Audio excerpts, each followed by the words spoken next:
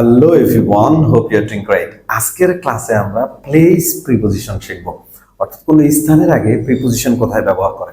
এবং স্পোকেন ইংলিশের ক্ষেত্রে এটা প্রচুর পরিমাণে ব্যবহার হয় and it's very important. Easily আমরা এটা শিখতে পারবো। Let's take a look. প্লেসের আগে সাধারণত অ্যাট, অন, ইন এই তিনটা প্রিপোজিশন সব থেকে বেশি ব্যবহার হয়। চলেন এই তিনটা প্রিপোজিশন কোথায় কোনটা ব্যবহার হয় একটু দেখে নিই। ফার্স্ট, ছোট স্থানের পূর্বে, এটা আমরা সব সময় জানি, ছোট স্থানের পূর্বে অ্যাট ব্যবহার হয়, রাইট? যেরকম at Mirpur, so I live in at Mirpur, এরকম করে আমরা অনেক সময় বলে ফেলি। এখন আসেন, মিরপুর যদি আমরা বড় স্থান চিন্তা করি তাহলে ইন, যদি ছোট স্থান চিন্তা করি তাহলে I live at Mirpur, at হবে। সেম ধরেন যে অ্যাট খাজিপাড়া, ছোট স্থান, ঠিক আছে? নির্দিষ্ট স্থানের পূর্বে অ্যাট বসে। নির্দিষ্ট স্থান বলতে একদম স্পেসিফিক একটা জায়গা বোঝাচ্ছে যে এই জায়গায় সে দাঁড়ায় আছে। যেরকম at the bus stop, so he stand at the bus stop, he stands at the bus stop, একদম বাস স্টপে দাঁড়ায় আছে। সেম ভাবে দেখেন অ্যাট দ্য ডোর, একদম দরজায় দাঁড়ায় আছে। হি ইজ ইন এরকম না বলে আমরা বলবো he is at the door. আমরা অনেক সময় বলতে যে স্পিকিং এরকম বলে ফেলি he is in the door, wrong sentence. Sentence হবে he is at the door. Same ভাবে অ্যাট ট্রাফিক লাইট, যেরকম he is at traffic light.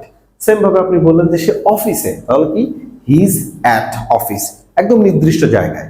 আপনি বললেন যে সে তার ডেস্কে, তাহলে he is at her or his desk, একদম নির্দিষ্ট জায়গা বোঝালে তখন আমরা অ্যাট ব্যবহার করব।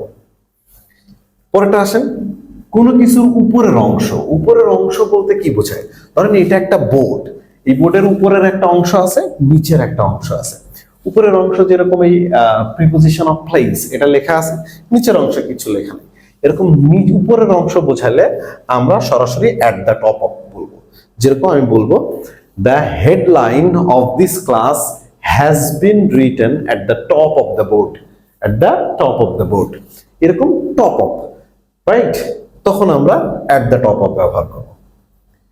কোনো কিছুর নিচের অংশ বর্ণনা করতে অ্যাট দ্য বটম অফ, তাহলে যখন আমরা নিচে বলবো তখন বলবো at the bottom of. There is a wooden frame at the bottom of the board, at the bottom of the board বোঝার জন্য বললাম, রাইট?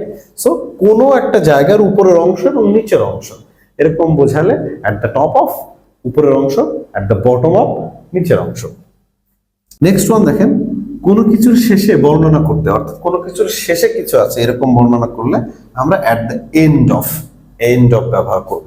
যে শেষে, আমরা বললাম মুভির শেষে, তাহলে at the end of the movie. বইয়ের শেষ পেজে, তাহলে at the end of the last page of the book, এইভাবে আমরা ব্যবহার করব। কিছু স্থানের পূর্বে সর্বদাই অ্যাট বসে, এগুলো মুখস্থ করে ফেলতে হবে, রাইট? যেরকম অ্যাট হোম, তাহলে আমি বলবো না আই এম ইন হোম, এরকম বলা যাবে না, বলতে হবে আই এম অ্যাট হোম, মুখস্থ। সেম ভাবে I am at work, I am at school, not I am in school, right? I am at college, I am at university. Same ভাবে at the station, I am at the station, মানে আমি স্টেশনে। At the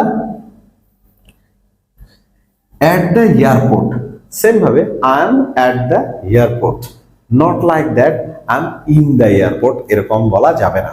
তাহলে খেয়াল রাখবো যে এই স্থানগুলো সর্বদাই অ্যাট নিবে, মুখস্থ করব। অনে চলে আসি, অনের ক্ষেত্রে কি দেখেন, বড় যানবাহনের ভিতরে। বড় যানবাহন বলতে কোনটা বোঝায়? এমন কোন যানবাহন যেটার মাঝে দাঁড়াইলে বা যানবাহনের ভিতরে দাঁড়ালে ছাদ মাথায় থাকে না।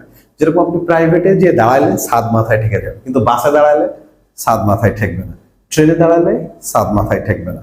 তাই এমন একটা যানবাহন যেখানে দাঁড়াইলে মাথায় ছাদ থাকে না, এই ধরনের যানবাহনের ক্ষেত্রে আমরা অন ব্যবহার করব, নট ইন।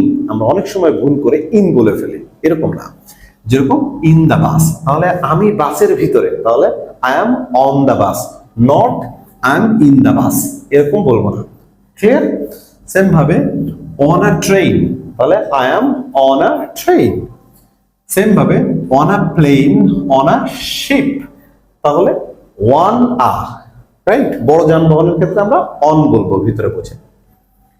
বড় বিল্ডিং এর ফ্লোর, ধরেন যে বহুতল বিশিষ্ট যে বিল্ডিং, 5 তলা 10 তলা এই ধরনের বিল্ডিং, এরকম বিল্ডিং এর যখন কোনো ফ্লোরে থাকি তখন আমরা in the first floor, in the second floor এরকম বলবো না, বলবো on first floor, on second floor, on third floor. এদের ক্ষেত্রে সব সময় অন ব্যবহার হয়, এটা মাথায় রাখবো। সেম ভাবে রাস্তার বর্ণনা করার ক্ষেত্রে, যখন আমরা রাস্তা নিয়ে বর্ণনা করছি, রাস্তায় যাওয়া, রাস্তার ক্ষেত্রে সবসময় অন হয়, on the way, on the road, right? আমি বললাম যে গাড়িটি রাস্তায়, তাহলে বলবো the car is on the road. আমি বাড়ির রাস্তায়, মানে বাড়ি যাওয়ার পথে, তাহলে আমি বলবো I'm on the way of home, I'm on the way of home. On ব্যবহার করবো, not in. Pretty easy. So চলে আসি ইনের ব্যবহারে, যেটা আমাদের সব সময় মুখের মধ্যে অটোমেটিক চলে আসে। মানে কথা বলতে গেলে ইন যেন এমনিতেই বের হয়ে আসে, যখন আমরা এমনি স্টুডেন্টদের দেখি কথা বলতে গেলে সব জায়গায় ইন ব্যবহার করে। এখন ইন স্পেসিফিক কোথায় ব্যবহার করব জায়গার ক্ষেত্রে, সেটা দেখেন।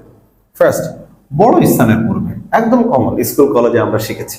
বড় স্থান, ধরেন ঢাকা একটা বড় জায়গা, তাহলে বলেন I live in Dhaka. Same ভাবে বলেন বড় জায়গা, যদি আপনি মিরপুরকে চিন্তা করেন তাহলে বলতে পারেন I live in Mirpur. But Mirpur যদি ছোট হয় ঢাকার মধ্যে, তাহলে অ্যাট। একটু কমন একটা এক্সাম্পল দিই, যেরকম I live in Dhaka at Mirpur. In Canada, এরকম বড় জায়গা। ইন লন্ডন, বড় স্থানের মধ্যে আমরা ব্যবহার করব। সাধারণত স্থান এবং কোনো কিছুর ভিতরে বোঝাবে, কোনো কিছুর ভিতরে, সাধারণভাবে কোনো কিছুর ভিতরে বোঝাইলে সেক্ষেত্রেও আমরা ইন ব্যবহার করতে পারি। যেমন ইন আ রুম, রুমের ভিতরে, তাহলে he is in a room, সে রুমের ভিতরে। ইন আ শপ, তাহলে I am in a shop, আমি একটা শপের ভিতরে, মানে দোকানের ভিতরে আর কি। ইন আ খা, এখন দেখেন ছোট যানবাহন কার মাথায় বাঁধে না, তাহলে আমরা সেখানে বলবো ইন, আমি ইন আ খা, রাইট? ইন দ্য ওয়াটার, পানির ভিতরে। In a ground, in a town, in a in London, right? সব কোনো কিছুর ভিতরে বোঝাইলে আমরা একটু ব্যবহার করব। কিছু স্থানের পূর্বে সর্বদা ইন ব্যবহার হয়, মানে এইগুলো মুখস্থ করবো, একদম মাস্ট, কমন। যেমন ইন বেড, বেডে সবসময় ইন। ইন হসপিটাল, হসপিটালে। ইন দ্য ওয়ার্ল্ড, পৃথিবীতে, মুখস্থ করার মতো। In the sky. In a news paper, in a news paper. In a book, in a picture, in a car, in a taxi, in the middle, right? এই শব্দগুলা সব সময় ইনের সাথে বসে, তাই এগুলোকে মুখস্থ করে ফেলবো। সো এই শব্দগুলাকে, এই প্রিপোজিশন গুলাকে আপনি যদি ছোট ছোট করে রেগুলার স্পিকিং এর মধ্যে ব্যবহার করতে থাকেন, রেগুলার রাইটিং এর মধ্যে ব্যবহার করতে থাকেন, তাহলে দেখবেন যে আস্তে আস্তে চলে আসবে। প্রিপোজিশন কখনো একদিনে মুখস্থ করে শেখা যায় না, we have to learn it through using, ব্যবহার করতে করতে শিখতে হয়। সো আপনি একটু ব্যবহার করা শুরু করেন, দেখবেন it will be easy for yourself. Thank you very much for watching, and see you next video.